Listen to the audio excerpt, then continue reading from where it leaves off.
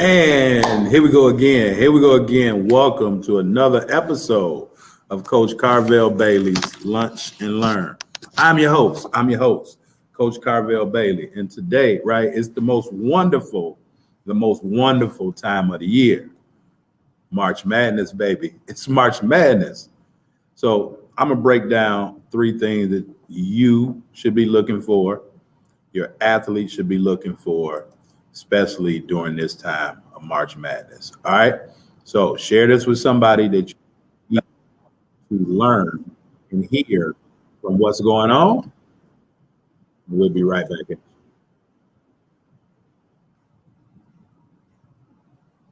Here we go. Let's get to it.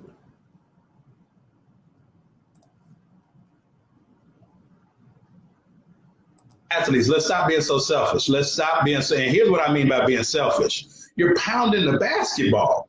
Stop pounding the basketball, because for each dribble that you take, you're getting your team tired. I'm going to say that again. For each extra dribble you take, you're getting your team tired. There's nothing more beautiful than seeing a team run a fast break without the ball ever hitting the ground. The worst thing that happened to the basketball was put air in it. Listen, the worst thing that they did to a basketball was put air in it. If you understand the history of basketball, right, the peach basket and all that, they had to pass the ball. The worst thing they ever did to a basketball was put air in it, because now it comes right back up to you. And like you're almost hypnotizing yourself, because you just look, the worst thing they ever did to a basketball was put air in it. Athletes, move the ball, pass the ball, stop being so selfish. If you pass the ball, I assure you, the ball will come back and find you. One shot that all point guards must make. They must make this shot. Point guards must make the jump shot on the ball reversal. When the ball is reversed back to you, what's generally happened on a ball reversal? What's happening to the defense? They're forced to rotate. The defense is rotating. So if the defense is rotating, you're probably what on a ball reversal? Open. You probably open. Point guards have to make the jump shot on a ball reversal. And I don't care how good of a shooter y'all are, if y'all don't shoot no shots like per game, if the only shot that you shoot is on ball reversal, you got to be ready to knock that shot down every time the ball is reversed to you. Does that make sense? Like, and that's understanding your role, right? I'm gonna get everybody involved, but on that ball reversal, and I know that the defense is not rotating, and I'm open and I'm set, I'm gonna knock that shot down. All right, so here we go, y'all. Here we go. We have my Facebook, my Instagram, my Facebook, and my YouTube audience right here. All right, we got my Instagram audience right here, and we have podcast land in the back. All right, so Landon, did y'all win this week? Did y'all win? Got one of my clients on IG. Did y'all win? Let me know if y'all won. I know who you are, man. I know who you are. I'm saying, did y'all win this week? So here we go, y'all. Three things you see was already scrolling. It's the most wonderful time of the year. It is March Madness, the most wonderful time of the year. Please, parents, if you're watching, parents is watching, get your athletes to watch March Madness. To my coaches that's watching, get your athletes to watch March Madness, and even give them some tests, give them some quizzes of things that they need to be looking for during this time, during these 3 weeks, the most wonderful time of the year, these 3 weeks. Give your athletes things to look for as they're going through the tournament. And so I'm gonna share with y'all three things, right? I'm gonna share with y'all three things, and I'm gonna be out of here because I got lunch, right? I got a good lunch. Again, it's Friday. I don't mind sacrificing, right? I don't mind sacrificing my lunch to come on here and teach for 15, 18, 20 minutes or so, right? My lunch only 30 minutes. but I take time out, I sacrifice to come here to give you all this information at least twice a week.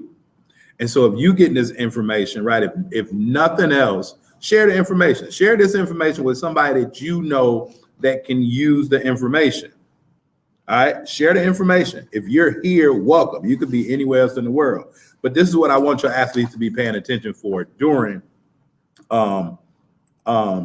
March Madness. All right, let me know what city and state you checking in from. Let me know what city and state you're checking in from. But, right, you already see, right? So here my job, right? We got the brackets. No matter where I'm at, we're going to do some brackets in March. One is probability. It helps, like, even with students, it helps with math because it's the probability. All right, what's the probability of this team winning versus this team, and what goes into it? But here's what I want for you all to really, really pay attention to. Henry, what's up? Always good, man, to have you here. Here's what I want to get into. These three things that I want you all to focus on. And I heard Duke women's head coach, Cara Lawson, talk about this. And it's very interesting, but it's 1,000% true. As you're watching the tournament, I want your athletes to watch how focused these athletes are. A lot of athletes nowadays, they lose focus. That's why they don't go 110, 120% every time down the court, because they lose focus. They even lose focus when they're in the classroom. They lose focus by these telephones, right? But I want you to watch how focused and intentional the athletes in this tournament is, especially the teams that win. They're very, very intentional, and they're very, very focused on the moves they're making, how hard they're going, how fast they're going, how they're running the plays. It all comes down to fundamentals. So I want you to look at the focus of the athletes. How fast, how crisp are they going through the moves? Are they going through the plays? I was listening to Kelvin Sampson yesterday, right? Houston coach. And he was talking about how the team that they played like did an amazing job on them defensively. But he said that they scored on all of their ATOs, right? Again, language. We talk about language. Well, ATO is after timeout, right? That stands for after timeout. So the plays that he put in, his ATO plays after a timeout, he said they scored on every one of their ATOs. They were focused and they were intentional, right? But it's language. I'm gonna veer off for a minute, right? If you don't know what a blob is, if you don't know what a slob is, right? As your athlete is moving up to the next level, they have to understand that. Blob, baseline out of bounds. Baseline out of bounds. Slob, sideline out of bounds, right? These are terminologies that if your athlete doesn't learn sooner or later, they'll be lost in translation, literally. But I want you to pay attention to how focused these athletes are. The second thing is I want you to understand and focus on how disciplined they are, right? So the game yesterday, Virginia, and I had them win in the first round, right? With Furman. Notice how the same thing with Princeton. Notice how disciplined those athletes were. It doesn't matter if they were down 8. It don't matter if they were down 12. It don't matter if they were up 2. They remain poised, calm, and confident. Can your athlete remain poised, calm, and confident throughout the duration of the game?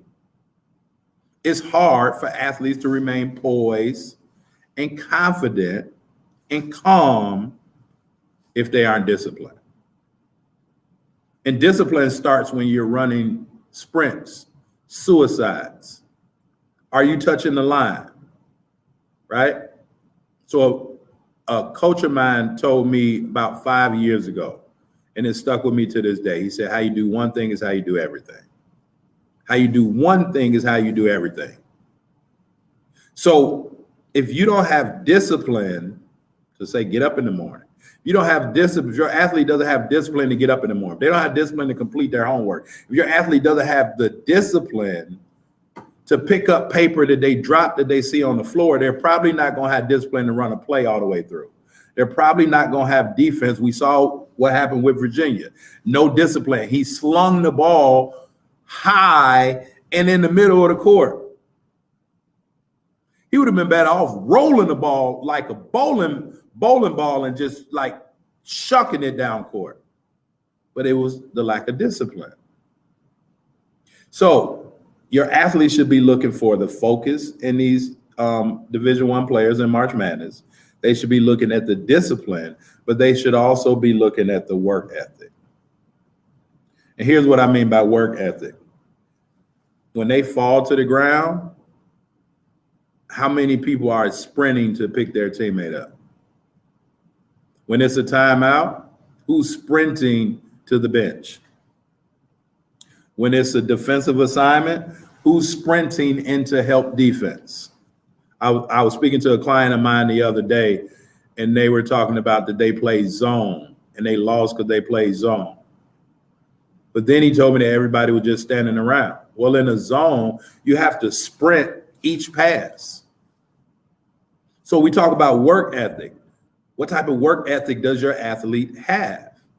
And around this time, right, I'm cringing for the next 2 months because where I believe basketball is going to go. Because a lot of athletes aren't disciplined, a lot of athletes don't have work ethic, and a lot of athletes aren't focused. And this is the time of year that athletes pick up a lot of bad habits. This is the time of year that athletes pick up a lot of bad habits. And without focus, discipline, and work ethic, it's only going to get worse.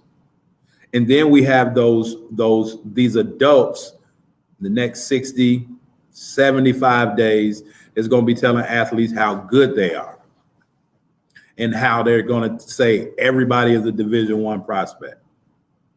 And here's what I don't understand, right? Just like those are my three things: focus, discipline, work ethic. Focus, discipline, work ethic. But I want to ask you a question. If you're an athlete, I want to ask y'all a couple questions and just share your answers with me, please. Be open and honest. If you're being sold to play in the spring for a team, whatever that is, if you're being sold on exposure, come here so you can get exposure, so you can get, right, start being recruited, scouted, evaluated, whatever it is. But then when the transfer portal open up, everybody is saying, oh, high school kids, whatever, like it's over for y'all. Well, why have somebody been selling you for 10 months that you need to play on this circuit? And then when we get back to April, March, it's like, oh, you can't go here because of this. I talk about it all the time. Transfer portal has been going on for a long time. But furthermore, and I want to help some of you parents really, really, I don't want to say save money, because you should invest your money where it's best, right? But if your athlete is not the best player on their team, if your athlete isn't the best player on their team, if they aren't the best player in there, well, let me go back. If your athlete is not the best player on your block, if your athlete is not the best player in your neighborhood, if your athlete is not the best player in their school, if they're not the best player on their team, you probably don't need to be going looking for exposure, because the competition is there. And if you want to take your kids on vacation, then go take them on vacation, right? But let's stop with the exposure, and then we're telling parents and athletes that they messed up because of a transfer portal. This summer, let's start being honest. I'm always honest as I can be. Sometimes it rubs people the wrong way, but it only rubs the people the wrong way that are out here trying to manipulate and take advantage of you. Anybody that come on my page or say something about the things that I'm saying, it's because I'm messing up their money. It's because I'm messing up their money. And so I'm going to continue to speak on what's wrong. I'm going to continue to speak on what's right.